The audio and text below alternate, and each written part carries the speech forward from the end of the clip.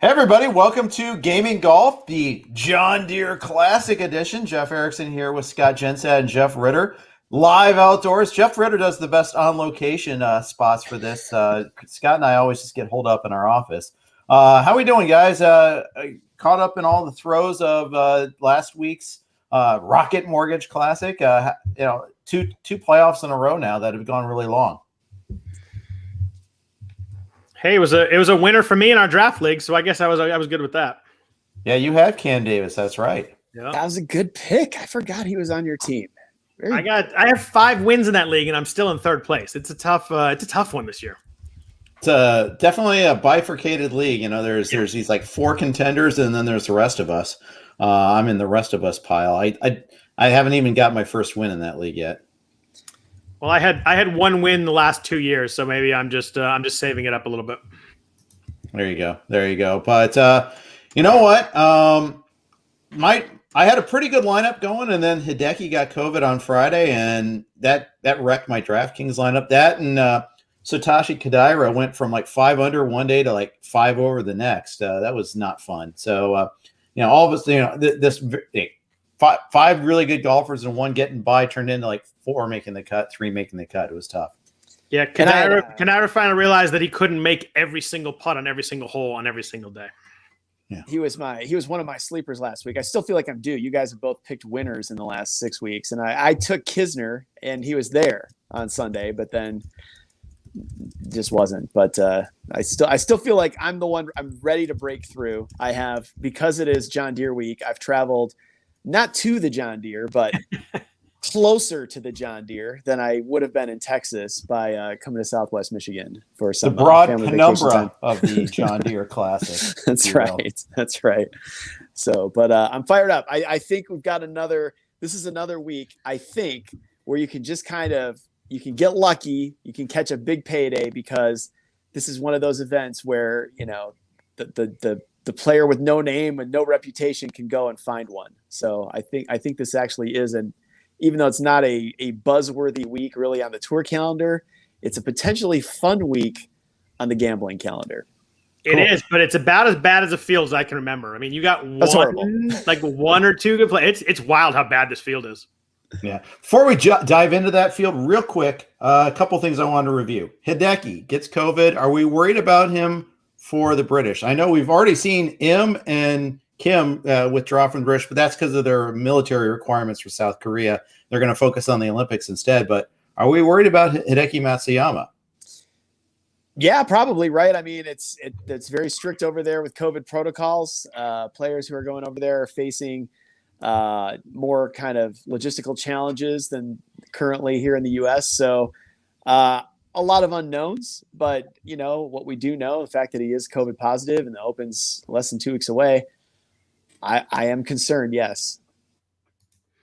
Yeah, I mean, me too. And just like Jeff said, kind of the logistics of it. I think that if it was local, he'd kind of do what Rahm did and kind of, bunker down and then get to the tournament. But going there, and Jeff mentioned the requirements of the players, and British Open, it's crazy they have all that, yet they're putting 32,000 fans a day on. Right.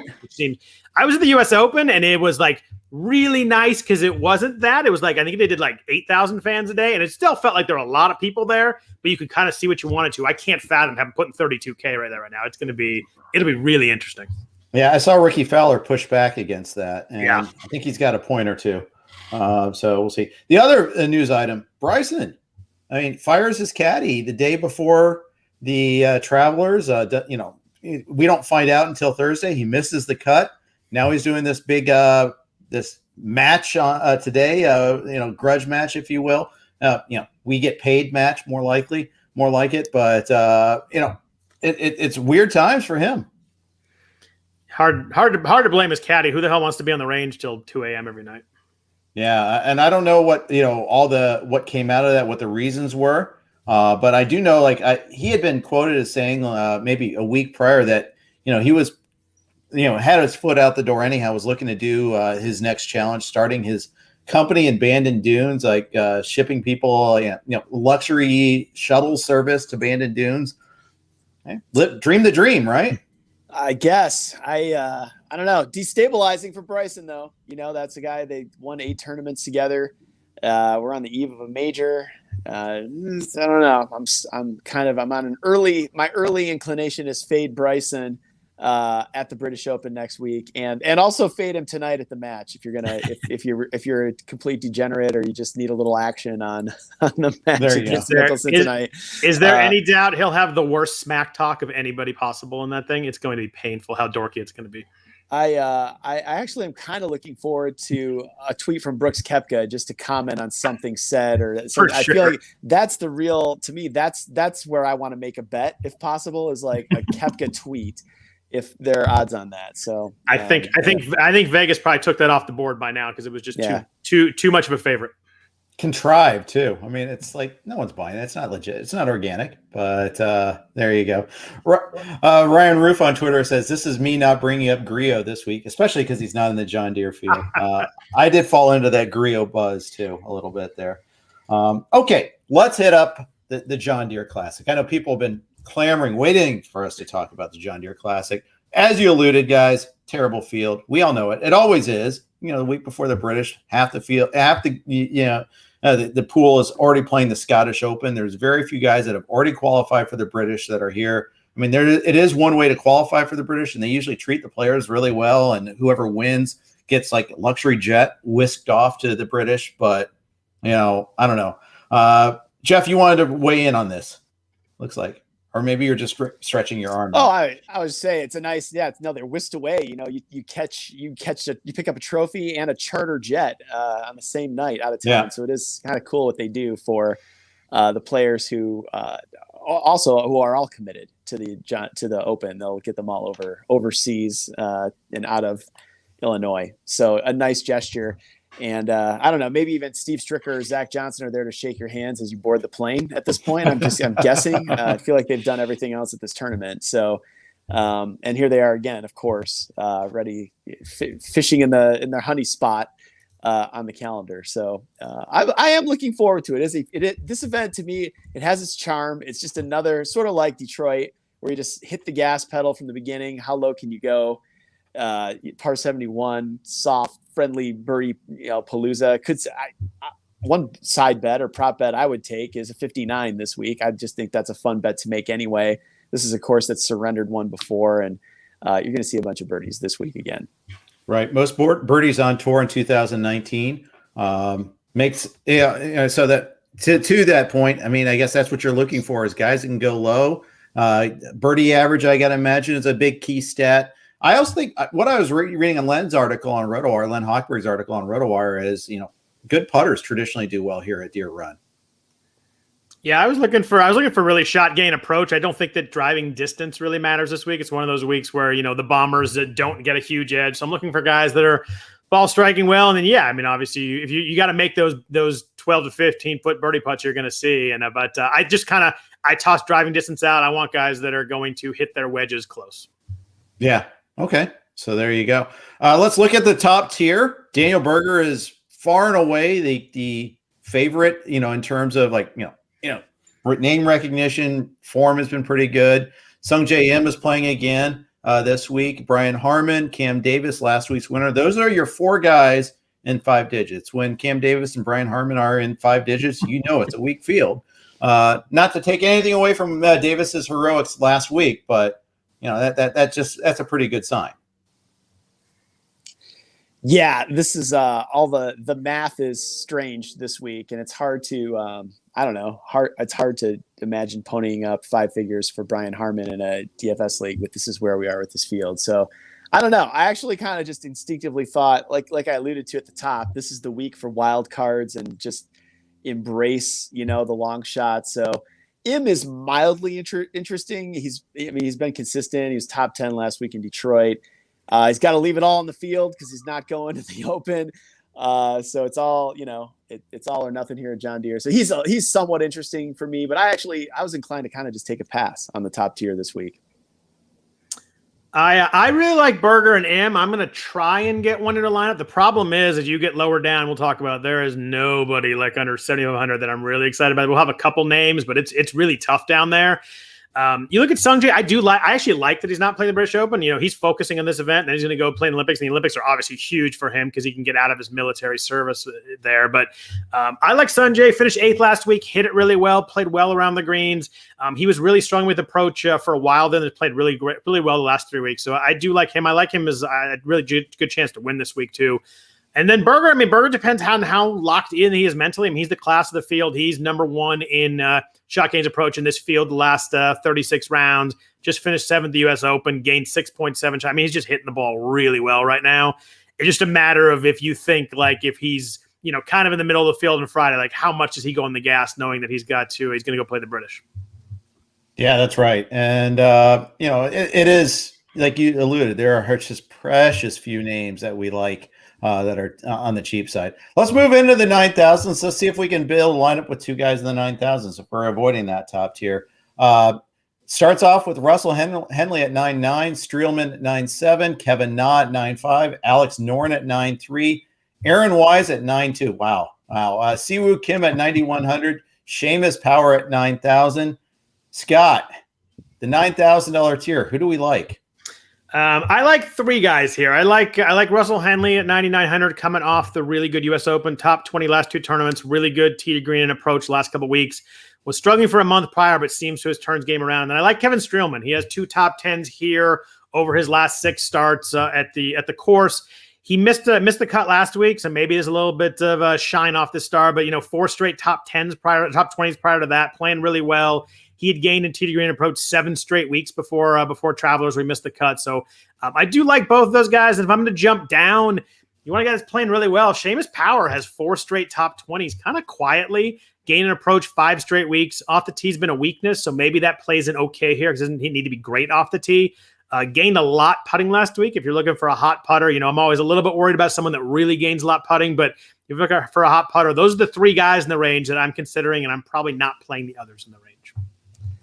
Well, and we mentioned it at the top that putting is a stat that plays well here. Seems to play better than some of the more recent tracks we've talked about on tour. So Seamus Power is the first guy that I circled off this tier as a guy that I think is maybe still under-owned, or despite, what'd you say, 4 straight top 25, Scott. Yep. I've got him on my fantasy team. So those aren't quiet top 25s in my world and my lineup, but I circled him as a guy that I would start with. And also Alex Noren, another guy who, the stats always just feel like he should be there. He just kind of fits the right profile for certain course. Results never click, but had a nice finish last week. Maybe he could put 2 weeks together. So Noren and Power for me off this tier. I actually circled Noren too. I liked what I saw on Sunday from him. And he's had he's been up there before in the past, so I kind of like him. Scott, you were going to say something. Sorry. I think Noren's going to be popular, and I think I'm going to stay away. I just don't like the approach numbers right now. I think he gained a lot on putting and tee to green last week, but I think he's going to be really popular, and I think there's enough here in terms of the ball striking that I'm going to I'm just going to go with other names here. So he played great last week, played really well on Sunday, but I think I'm going to do a little bit of a fade here on Noren just because I like the other names a little bit more, and I think he'll be popular. Okay, fair enough. No Siwoo Kim, and same motivation that M has, huh? He has a broken putter, not a hot putter. Yeah, I just don't like how he's playing right now. He's got he hasn't finished in the top 40 the last 3 weeks, and the putting. You talk about a guy who, like you said, broken putter. He's lost at least 2.7 shots on putting the last 3 weeks, 4.4 at the Travelers. I don't know. I don't trust it. He's a guy that can turn it on anytime. He'll go from terrible form to winning, but I just like the other guys in the range more this week. Yeah. Okay. Fair enough. All right. Let's move on to the next tier, the 8,000 tier. Patton Kizzire at 89, Maverick McNeil at 88, Merritt, who finished second last week, 87, Glover, 86, Zach Johnson, local legend, 85, Hank Lebioda, good outing last week. I like him, 84. Ryan Moore, 83, Doc Redman, 82, Sebastian Munoz, 81, and Doug Gim and Jonathan Vegas at 8,000. Jeff Ritter, start with you. Lebioda's tempting now. I think that's 2 straight top 5s or top 8s, something like that. So you catch a guy who's, playing the best golf of their career, arguably, entering, kind of an open event like this where there isn't a big name that, even at the top of the board that would really scare you on Sunday. So Lebiota's been there twice now on 2 straight Sundays. So that's tempting. I also think in this case, the course history is overwhelming and we don't need to fight it. And Zach Johnson will probably be heavily owned, but what the heck? He's been up and down this year. Kind of reminds me a little bit of what we said about Bubba Watson 2 weeks ago at the Travelers. Like sometimes it's just your spot and everything just kind of lines up. So I wouldn't shy away from taking Zach Johnson this week as well. He, along with Lebioda, are probably my 2 favorite guys off the tier. I do not like this range. Usually I live in the 8s. I really do not like it this week. Johnny Vegas is my favorite guy. He's right at 8,000. Hit it really well at Palmetto and the U.S. Open, but putted terribly. So if we can just kind of get that turned around. I don't like that it's not a length course. I like Johnny Vegas usually on courses that are really long, and his long driver can help him out. But he has 2 top 10s his last 4 tourneys, playing it pretty well, hitting it pretty well, which you do like to see. I think Lebioda is an interesting one because we talked about him last week, and he was the guy that we mentioned in kind of the low 7s, and he ended up working out really well. Didn't work quite as well as Cam Davis, but right there. He was I think he finished top 5, like Jeff mentioned. I am a little bit worried about how much of his success has been around the greens the last couple of weeks. He's really kind of living out that. He's actually lost strokes off the tee the last couple of weeks. The approach has been good, but not great. I think in a week when Hank Lebioda is 8,400 and super chalky, that I'm going to go somewhere else. I think he's an interesting fade this week, actually, kind of just from a game theory aspect. Doug Gim, the optimizer, likes him a little bit. Finished 32nd last week, cashed in the Travelers as well. Didn't in the Memorial, and obviously didn't qualify for any of the majors. So, he's kind of hard to kind of time, but for whatever reason, he always, shows up well. And I know there's been other weeks where he has been kind of chalky. Do you think he'll be pretty chalky this week? Is that one of the reasons why you don't like him? I just don't I liked him really earlier in the year when he's hitting the ball really well. He's actually lost strokes on approach 3 of the last 5 weeks. I just don't like how he's playing right now. And I don't think he's a good putter. And if we get a guy that's not striking it as well as normal and usually doesn't putt very well, I think that I'm going to avoid this week. There's a lot of guys in this range I like more. Before we go into the next tier, quick note from our sponsors. And we're back. I never left if you were streaming with us here. In the 7,000s. Okay. Again, too copious to name them all. So I'm just going to throw it to you guys. Scott, I'll start with you. Since you don't like the 8,000, that means you got to kind of find some guys in the 7,000s, right? For sure. And it's not super easy, but there are some names down here I like. Some names we talked about last couple of weeks. I like Kyle Stanley gaining approach 5 straight weeks. He's 7,900. 3 of those were really big gains in approach. Not putting it well. So if we're looking for a hot putter, he definitely does not fit that build. But I think he's hitting it really well. And in a course like this, give me a guy who's hitting it well, going to put it close, and maybe some of those putts fall. I like Chez Reavie again. Disappointing last week. I think he 3-putted 18 from like 23 feet away or something like that to miss the cut. Still gaining approach. Good course for him. Doesn't need the long distance. I really like him to be just a solid finish this week. And then before I let Jeff go, a little bit down the list, 7,300. We're really, really looking for anything here. Henrik Norlander, 7,300. Seems like he's getting his game back. This is a guy that we liked earlier in the year, played really well at Pebble, played really well somewhere else earlier in the year. He's made 3 straight cuts. He's 5th in shots gained ball striking in this field over the last 12 rounds. So we're taking a really small sample, but the last 3 rounds, it seems like he's really, or 3 tournaments, it seems like he's really kind of found his game again after really having lost it. He's gained tee to green, off the tee, and approach each of the last 2 weeks. And he's a guy right now that will probably go under owned. Not people are going to mention him, but he's hitting the ball well. And 7,300, I think I'm going to have him in some lineups.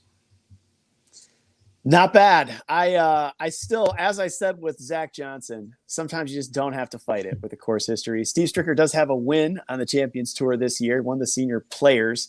So I'm not going to be scared to put him in my lineup. Is it the foundation, the rock by which the lineup shall be built? No. But if it just kind of lines up and what is he, 7,700?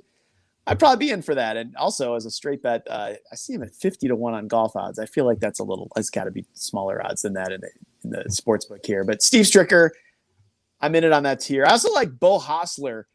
He was everybody's Cinderella a few years ago. And sometimes it takes guys a little longer to figure it out. It's like he shot, I think, a 64 on Sunday in Detroit.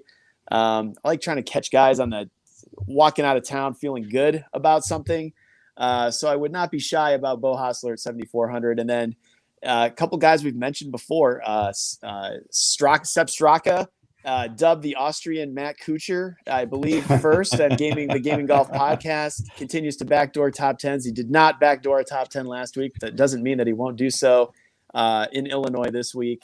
And Mito, Scott, you had me jump on this guy last week. I think it's Pereira is how you say his last name. Yeah, it didn't work great. He hit it okay, putted poorly, but I wonder maybe 1 week on tour, maybe he takes the step this exactly. He's winning everything on the Corn Ferry Tour, so give him a week to get acclimated. He had his acclimation. He had his welcome week on the PGA Tour.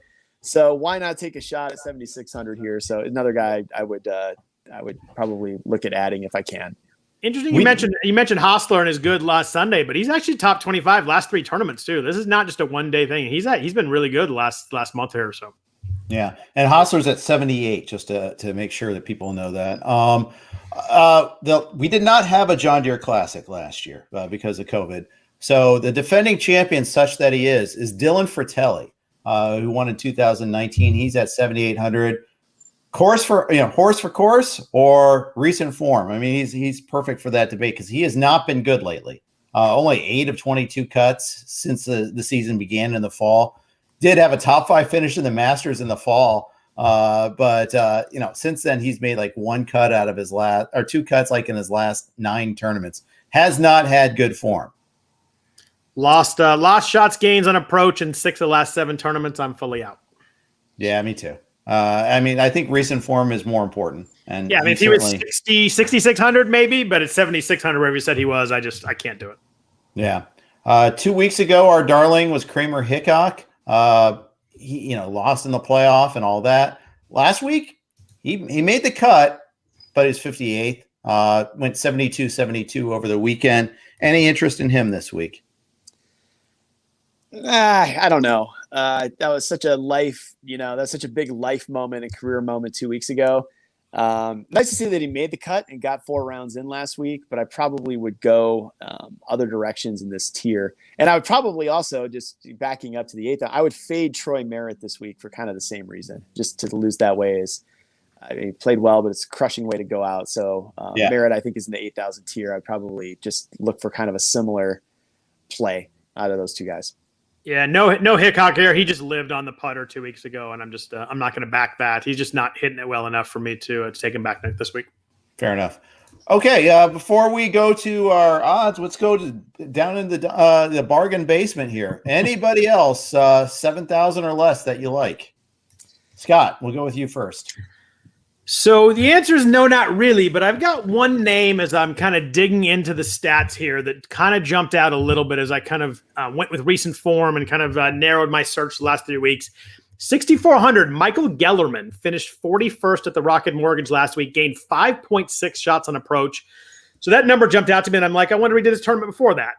Played the Palmetto, finished 64th, wasn't great, but made the cut, but gained 4.1 shots on approach. He's a guy that doesn't gain a ton off the tee, kind of an okay putter, but he gains a ton of approach. If you're going to get a tournament where I'm going to get someone that's going to get out there, hit wedges, hit 8 irons, 9 irons into greens, he's a guy that's hitting it really well on those second shots. So if I'm going to take a shot down here, it's going to go really cheap. It's going to 6,400. Maybe I get an M and Burger lineup or something like that. I want to get a little squirrely. I go Gellerman at 6,400 is the one guy that I pulled out of here as I kind of got deeper into the stats. Jeff Ritter, what say you? That's a compelling case, and I just was circling Gellerman on my own board. I was Scott Brown, JJ Spawn, a couple guys who made a cut last week and are got to be feeling good about themselves. And then not a great year for Sam Ryder, but putting is typically the strength of his game. So he's missed more cuts than he's made this year, but I wonder if perhaps this is a course that sets up well for him. But I like the Gellerman case a lot too. I have to say, I'm going to probably toss my recommendations from this tier and go with Gellerman because I like everything Scott said right there. Harry Higgs was once a darling on the internet, golf DFS Twitter darling. He hasn't done a whole lot since finishing top 5 in the PGA, which is kind of a life-changing thing for him. His name caught my eye, and then Ben On only because he came out this week complaining about all the early tee times he's been getting on Thursday. Love that. I thought that was pretty funny. Is there something to that, Jeff? I mean, guys don't like that first tee time of the day. There's certainly fair to, if he notices that he's getting it over and over, to speak up and say something, because it's not. I mean, that's an early wake up call, and if it's happening over and over again, that's not fun. Especially as crisscrossing the country as they do to play these events. That's not easy. So fair of him to speak up. Entertaining for the rest of us that he did so publicly. Harry Higgs has been hitting it horribly for the last month. So since the PGA, like, his numbers are really bad. I can't get aboard there either. Yeah. All right. Very well then. Let's move on to the betting sheet. Scott, let's go with you first. Yeah, it's an interesting week, right? Because we have these guys up top that you hate to pay 15 and 20 to 1 for. So what I'm going to do is I'm going to take one guy up top, and then I'm going to take kind of 3 shots down the board is kind of my thought at the moment. I'm either going to bet Sungjae or Berger. I think it's going to be Sungjae just because I think the motivation's there, and I got 5 extra points. He's 16 to 1. So I think I'm going to go Sungjae. I think he's got a really, really good chance to win this week, kind of before he goes to the Olympics. Then I'm going to take 3 shots in the middle. I'm going to go at 55 to 1 Chez Reavie, 55 to 1 Kyle Stanley, and 55 to 1 Jonathan Vegas. I think all those lines are a little bit too high. And then a guy that Jeff mentioned earlier for a couple bucks, for his DraftKings price and how well he's playing, I think Bo Hostler 80 to 1 is just a little bit too high of a number. So I'm going to jump on there for a couple bucks. But those 3 guys in the middle, then Sungjae the top is kind of how I'm going to build my card this week. I am going to I will start with Noren, who maybe it's his time at 28 to 1. I'll take a shot at Lebioda, 50 to 1. Absolutely on Hostler, 60 to 1. And in fact, I will skip ahead to the next segment and say Hostler is my one and done pick. I'm going to take a shot there that he is Hostler to win this week. And then why not continue to try to profit from the Austrian Matt Kuchar with Sepp Straka, I believe at 80 to 1 this week. I'm in. All right. Very good. So you teased it. You already started us off on one and done. Scott, where are you going one and done? I've used Sungjae, so that's kind of off the board. That's a tough one. I think I'm going to go probably Russell Henley and play some recent form. I don't know if I love him at 9,900 on DraftKings, but I think it's a one and done. I think he's got a chance to win. Thought about Chez Reavie, probably one of those two, but I'll probably go Henley. I'll go a little bit higher up the board rather than dropping all the way down in a one and done format. So how about you, Jeff? I used Sungjae last week, so unfortunately couldn't go that route. Top I 10. thought about Noren, but I still have Berger left, and I know it's chalky, but I'm not going to mess around. There's not that many weeks left in our one and done tournament. I might as well just go with the guy I think has got the best chance to win, and I'm going to go ahead and use Berger. It's not like I'm going to use him next week at the British or anything like that. So I think guys who are clear of the class is always a smart way to go. If I had Berger available, I'd do it. I played him in the first tournament of the year. There you go. So I'll have a Berger with that, and that's where we go. Any parting thoughts, Jeff Ritter? It's a beautiful day in Michigan, and yes, I'm gonna go enjoy it as soon as we're done here. All right. Go. I'm looking forward to a major next week. That should be a lot of fun. Hopefully Hideki gets there because he's on my draft team and I need him. Yeah, I'm playing Industry Hills on Friday. I'm excited about that. Jeff, go have a Verner's for me. And anyways, enjoy the rest of your day, guys. Thanks for listening to Gaming Golf. We'll be back at you next week. I'll be on location from a secret place next week, so stay tuned as we preview the British. Thanks for listening.